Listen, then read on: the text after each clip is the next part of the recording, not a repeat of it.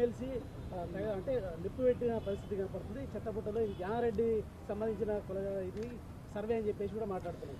నిజంగా ఎంత దుర్మార్గంగా మాట్లాడుతున్నారంటే ఇప్పటి వరకు దేశంలో బీసీ కులగణన 1931 తర్వాత ఏది సోషియో ఎకనామిక్ సంబంధించి బ్రిటిష్ కాలంలోనే జరిగింది. ఆ తర్వాత అఫీషియల్గా అథెంటిక్గా ఉన్న కులగణన ఏదైనా జరిగిందంటే ఇప్పుడే జరిగింది.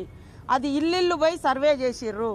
మరి గవర్నమెంట్ అధికారులను పంపించి సర్వేలు చేయించడం ఏడ తగ్గింది.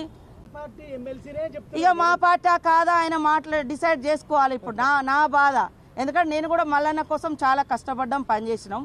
పార్టీలో మాట్లాడాలనుకున్నప్పుడు పార్టీ లైన్లో ఉండాలి. లేదా మీకు డౌట్స్ ఉంటే ఇది ఎట్లా చేసినామని ఆయనని కూడా 2-3 మీటింగ్లో పిలిచినాం. నేనే కదా పంచాయతీరాజ్ శాఖ మినిస్టర్గా ఉన్నప్పుడు కూడా ఉండిగా ఆయనను కూడా 2-3 మీటింగ్లకు వచ్చిండు. Subscribe us and press the bell icon for more interesting updates.